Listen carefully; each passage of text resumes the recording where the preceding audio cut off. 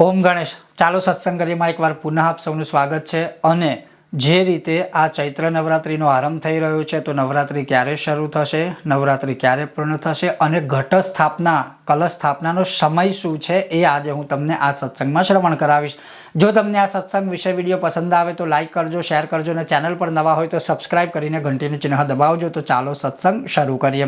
સર્વપ્રથમ આજ વાસંતિક નવરાત્રિ એટલે કે ચૈત્ર નવરાત્રિનો આરંભ થવાનો છે. એ 30 માર્ચ રવિવારથી શરૂ થશે અને 7 એપ્રિલ સોમવારે નવરાત્ર પૂર્ણ થશે. હવે ઘટ સ્થાપનાનો સમય શું છે, તો 30 માર્ચે રવિવારે સવારે 6:34 થી શરૂ થઈ અને લગભગ દેશકાળ અનુસાર સવારે 7:25 વચ્ચે આપણે ઘટ સ્થાપના એટલે કે કળશ સ્થાપના કરી દેવી જોઈએ, જે લોકો ઘટ સ્થાપના કરતા હોય એ લોકો. બીજા નંબરમાં જે બપોરે અભિજીત મુહૂર્તનો સમય છે, તો ખાસ કરીને ગુજરાતના જે લોંગિટ્યુડ લેટિટ્યુડ છે એના પ્રમાણે અથવા તો બેઝિકલી આખા દેશના જે અક્ષાંશ રેખાંશ હોય એ પ્રમાણે બપોરે 12:37 થી શરૂ કરીને લગભગ 1:37 અથવા 40 મિનિટ સુધીનો જે સમયગાળો છે એ અભિજીત મુહૂર્ત છે. તો એમાં પણ તમે ઘટ સ્થાપના, કળશ સ્થાપના આદિ કરી શકો છો. હવે ઘટ સ્થાપના વિષયમાં અમુક જે માન્યતાઓ છે ખાસ કરીને આપણા પ્રદેશમાં, તો એ થોડી હું સંશય શંકાઓ દૂર કરવાનો પ્રયત્ન કરીશ. જેમ કે ઘણા લોકોએ મને અમુક પ્રશ્ન મોકલ્યા છે કે શું એવું હોય છે કે આપણે એક વર્ષે કળશ સ્થાપના કે ઘટ સ્થાપના નવરાત્રમાં માતાજીના કરીએ તો આપણે દર વર્ષે કે 5 વર્ષે કે 7 વર્ષે કરવા જ જોઈએ? આનો જવાબ છે ના. એવું કોઈ ગ્રંથમાં, કોઈ પુરાણમાં, માતાજીના દુર્ગા સપ્તશતીમાં કે પછી ધર્મસિંધુ, નિર્ણય સિંધુ, પ્રાચીન વ્રતરાજ કે જેટલા પણ આપણા ગ્રંથો છે એમાં ક્યાંય નથી લખેલું. તમે જો બાધા રાખેલી હોય, કોઈ બાધા એવી માની હોય કે માતાજી મારું આ કામ કરશે તો હું 5 વર્ષ ઘટ સ્થાપના કરીશ, તો એ કમ્પલસરી કરવું પડે. એ જો ના કરો તો મહાપાપ લાગે. કારણ કે આપણે બાધા માની હતી એટલે બાધા પૂરી કરવા માટે 5 વર્ષ સુધી ઘટ સ્થાપના કરવાના છે. પણ જો તમે બાધા નથી માનીને તમે ખાલી ખુશીથી આપણે ઘટ સ્થાપના કે કળશ સ્થાપના કરો છો, ખુશીથી માતાજીની ખુશી માટે, તો એમાં કોઈ જ એવું બાધા ના હોય. કોઈ વહેમ ન રાખવો, કોઈ શંકા ના રાખવી, કોઈ સંદેહ ના રાખવો.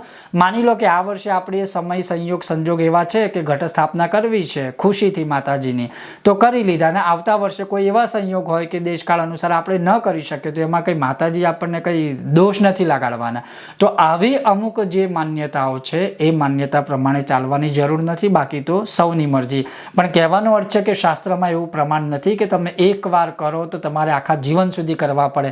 બીજા નંબરમાં જે ઘણા લોકો એવું કહે છે કે ઘટ સ્થાપના કે માટીનો ઘડો જ જોઈએ કે તાંબાનો કળશ જ જોઈએ કે પછી એક નાના છાબડામાં પણ આપણે જવારા કે ઘટ સ્થાપના કરી શકાય, તો તમે નાના છાબડામાં પણ જવારા ઘટ સ્થાપના કરી શકો. માટીના ઘડામાં સાથે જે આપણે મૂકીએ છીએ છાબડીમાં, એમાં પણ ઘટ સ્થાપના કરી શકો અને તાંબાના કળશની પણ સ્થાપના કરી શકો છો.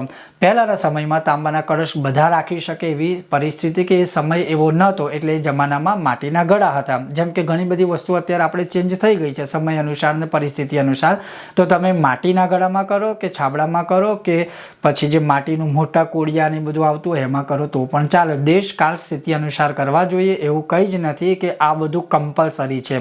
એટલે કહેવાનો અર્થ છે કે તમે આ રીતે પણ કળશ સ્થાપના કે ઘટ સ્થાપના કરી શકો. પણ હા, એ જરૂરથી કહીશ કે માટીના આપણે કોડિયામાં, મોટા કોડિયામાં કે માટીના છાબડામાં માટીનો ઘડો મૂકીને જો ઘટ સ્થાપના કરીએ તો એની જે અદ્ભુત મજા છે, જે એક ફિલિંગ્સ હોય ને, એ બહુ આખી અલગ હોય છે.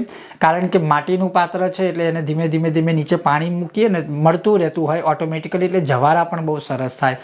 તો જો માટીમાં કરીએ તો વધુ સારું ન થાય, તો તાંબાનો કળશ તો આપણે વચ્ચે મૂકી જ શકાય છે, એમાં પણ કોઈ દોષ હોતો નથી.